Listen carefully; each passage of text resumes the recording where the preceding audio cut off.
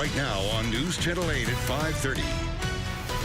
Good evening, everyone. I'm Josh Benson. I'm Jennifer Lee. Thank you for joining us. A crook used the good old five-finger discount while fishing for a pet at a pet shop in Clearwater. Police say the suspect got away with several expensive fish, but it's how he did it that's so unusual. Jamel Lene joins us now live from Pet Safari, where police are still searching for that suspect's accomplice tonight.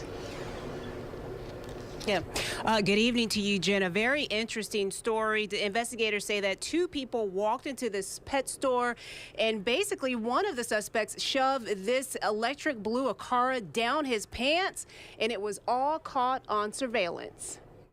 Clearwater police say Cruz Garcia Jr., seen here in this surveillance video, and his accomplice, Crystal Dixon, went fishing to steal several exotic species from Pet Safari on January 9th.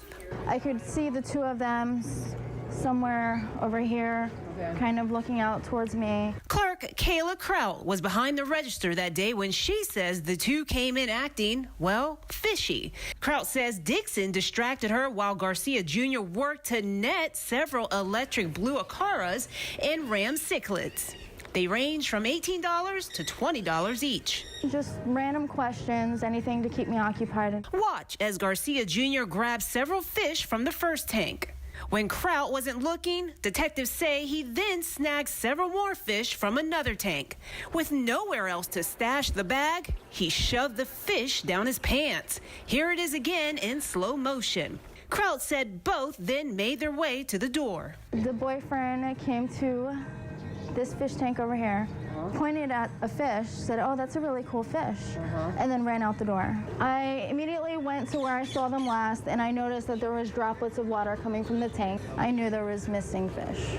Kraut was able to get the tag number. Police arrested Garcia Jr. Friday, but they're still searching for Dixon. I think it's probably the first call I've ever heard where somebody stuffs live fish down their pants and then flees the scene. And both Garcia Jr. and Dixon have long criminal histories. Garcia Jr., he was charged with petty theft, and he is already out on bond. You know, I'm getting an education here. I had no idea fish go for 18 to 20 bucks a piece in some of these cases. What about those fish tonight? Yeah, from what I was talking to, when I was talking to the clerk, she tells me these are pretty popular fish. And no, unfortunately, those fish have not been recovered. Jen? All right, Jamel Lene, live for us tonight. Thank you. Well, get ready. Hundreds of thousands of people will be in Tampa this weekend to celebrate Gasparilla and enjoy the NHL All-Star Game at Amalie Arena. So with those huge crowds, definitely comes huge security concerns. News Channel 8's Ryan Hughes joins us live along busy Bayshore Boulevard. Well, it's going to be busy, Ryan. Police are taking every precaution possible. Is that right? Josh, good evening. Police are pulling out all stops to make sure people are safe this weekend. With all the fanfare and celebration comes something much more important: safety. City leaders got together to drive home a main point. They're ready to deal with a busy weekend. We will rise to the occasion and do what we do as well as anybody in the country, which is host major events. Around 500,000 people will be in Tampa this weekend for Gasparilla festivities and the NHL All-Star Weekend. Around 2,000 members of local, state, and federal law enforcement will provide security for the big events. The safety of the folks that are here and the safety of our citizens and our guests is of utmost importance. We are prepared to move in, and we have a plan in place if something were to happen. Chief Brian Dugan tells us officers recently held an exercise at the convention center that focused on handling a terrorist attack. They've also put out mobile cameras and lookout towers to keep an eye on things around the parade route. My husband's kind of been nervous about us going to the mall and things like that because large group of people and what could happen. Parent Shannon Kemp is aware of the dangers when lots of people get together for a big event, but she's confident the city is prepared for anything. I saw how they responded to Irma, and I thought, you know, our mayor was really just kind of out in the forefront for the country, you know, kind of showing what Tampa has to offer, and I think we really try very hard to come together as a community to take care of everybody. And even though security is on the minds of police officials, they're also concerned about crowds, traffic, and people simply drinking too much, Josh. Yeah, those pirates, they like to drink in many cases. Ryan Hughes live for us in Tampa. Thank you, sir. Well, News Channel 8 is your go-to source for Gasparilla. Stacy Scheibel, Keith Kate, Gail Guaiardo, and I will have all of your parade coverage this Saturday from 2:30 to 5 o'clock. We'll hope you join us for all the fun and the festivities. 45 years ago today, the U.S. Supreme Court ruled the Constitution protects a woman's right to an abortion in the landmark case of Roe v. Wade. Today in St. Petersburg, a small group of women activists camped out on a downtown block to commemorate that decision. Since 1973, abortion has been a mainstay in political debates and legislation. The women at today's rally had very strong opinions. I feel that a woman has a right to decide what to do with her body. I don't think any government agency should tell her what to do. That decision should be left up to her and whoever is above.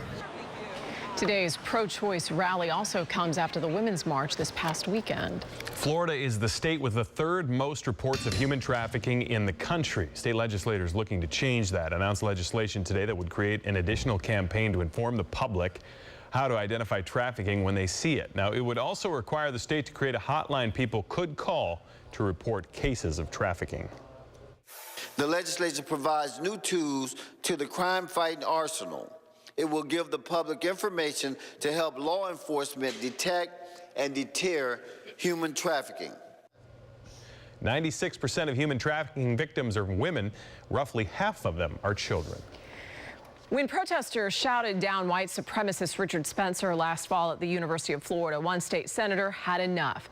Universities, faculty, students, or staff who interrupt a scheduled speaker could be liable for up to $100,000 in damages under legislation being heard at the Capitol on Tuesday.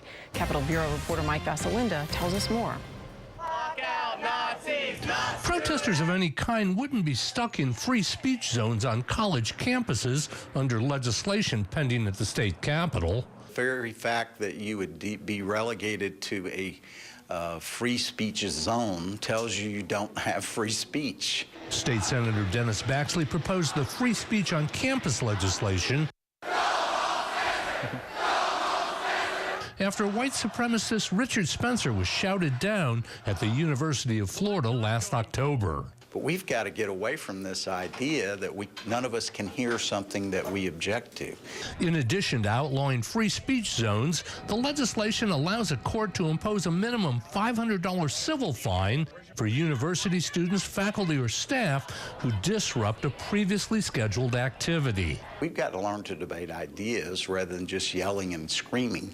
A Brookings Institute study has found that among college students, 51% think it's okay to shout down someone with whom they disagree. What do we do? Stand up, fight back. I think most college students actually understand the First Amendment. They just might get their emotions might get the best of them. The legislation gets its first hearing in the House on Tuesday. No hearings are scheduled in the Senate. While passage is a long shot, just hearing the bill is expected to send a message to university administrators that all speech is to be protected. In Tallahassee, Mike Vasalinda, News Channel 8. While the minimum fine is $500, multiple violations could cost up to $100,000. Lawsuits must be filed within 1 year of a speaker's speech being disrupted. SPCA Tampa Bay has 7 pigs in need of a home. Take a look at this one. This is Penny right here. She's one of the 6 piglets admitted to the shelter recently, along with their mother, Oinkers. Right now, the SPCA is teaching Penny and her siblings social skills and how to use a harness.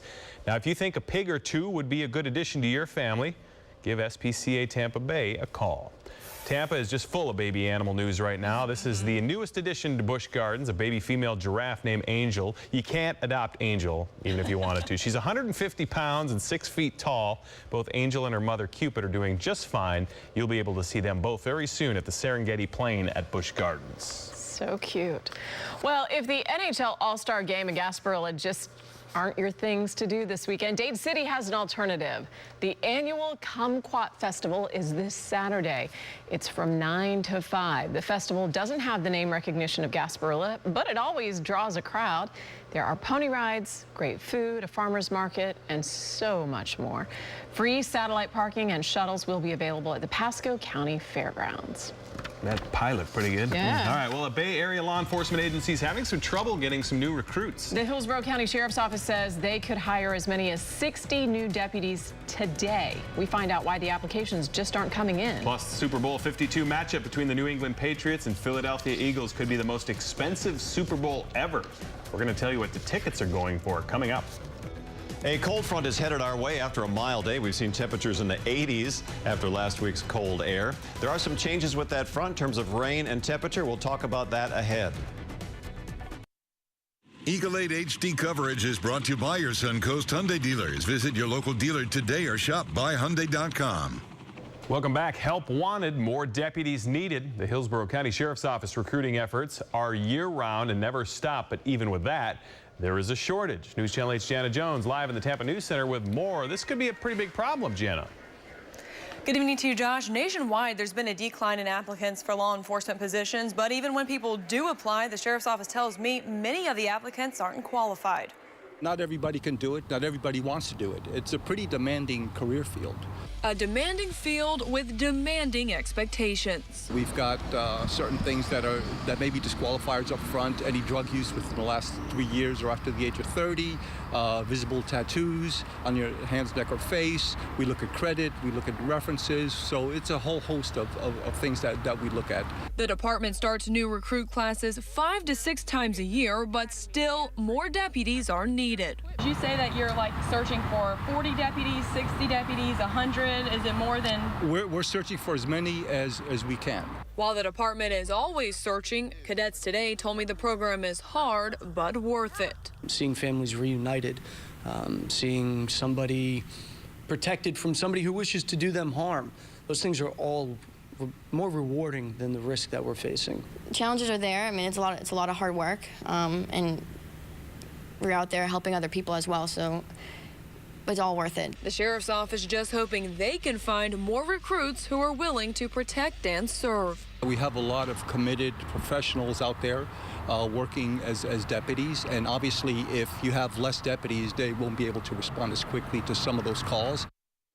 Again, the Hillsborough County Sheriff's Office is always looking for recruits and qualified applicants. If you want more information on that, we do have it for you on our website as well as our app. Jana, do we know what kind of compensation deputies receive? Josh, starting pay is around $50 grand a year, but the department also offers various benefits and incentives like tuition reimbursement, which is helpful for a lot of folks. Absolutely. Jana Jones live in the Tampa News Center. Thank you for that. NBC's coverage of the 2018 Winter Olympics is now just 17 days away, which will be seen right here on News Channel 8, by the way. Last week, a historic decision allowed athletes from South and North Korea to compete under one banner. Many South Koreans are not happy about that, though. About 150 to 200 activists used a blowtorch to burn Kim Jong-un's photo and a North Korean flag before police used fire extinguishers to put out those flames. The activists rallied at a Seoul railway station as a North Korean delegation passed through. Our very own Annie Saba will travel to South Korea to bring you coverage of the 2018 Winter Games, and you can watch the Olympics live right here on News Channel 8. Tonight, NBC's Lester Holt continues his reporting on North Korea from inside that communist country. Here's a preview of what you'll see tonight at 6:30. And good day from Pyongyang, the start of a work week here, a snowy work week. We were in the mountains, one of the alpine locations where there will be joint training of North and South Korean athletes ahead of the Olympics. We got a chance to talk to a lot of people there about their hopes and dreams and how they see the negotiations over the Olympics and the future of their country and its partners. We'll have more on that when we see it tonight on NBC Nightly News. Nightly News will also have more coverage on North Korea continuing through tomorrow.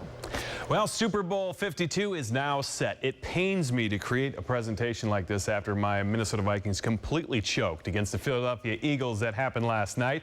Well, the New England Patriots beat the Jacksonville Jaguars earlier in the day, so the table is now set. So here is what's going to happen. It's the Patriots versus the Eagles, February 4th at 6:30 p.m., and you can watch it right here on News Channel 8. Now, if we want to talk about some tickets, according to Ticket IQ, which tracks Super Bowl ticket prices, they say this morning's cheapest available ticket on resale markets for the Super Bowl was $4,370. Now, if those prices hold, that would set a new record.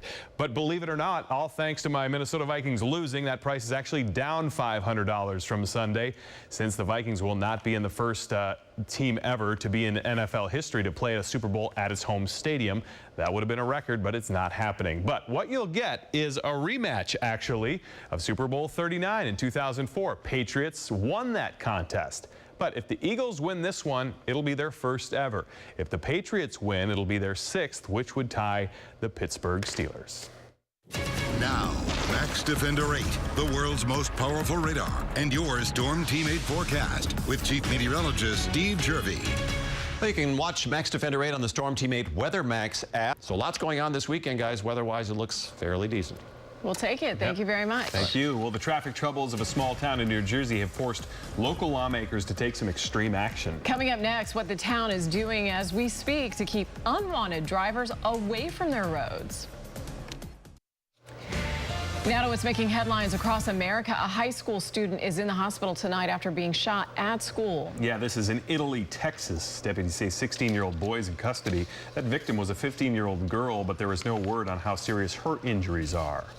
Small town in New Jersey is taking some extreme measures to cut down rush hour traffic. Starting today, the city of Leonia is banning non-residents from using their streets during rush hour. Violators could face a $200 fine. Officials say the town sees increased traffic when there's a delay on the nearby George Washington Bridge, and drivers using travel apps find shortcuts cutting right through town. Town residents have received yellow tags for their cars that allow them to travel on the shuttered roads. News Channel 8 at 6 is up next. Keith is here with what we're working on.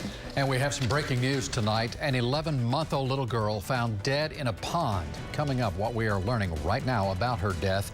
Plus some troubling new information about the captain of that casino boat that caught fire. Still ahead, his checkered past that restricted his ability to drive for years. It's a News Channel 8 exclusive. We speak to the mother of a young boy that was attacked by Patty the dog in 2015. She shares her thoughts on this latest attack.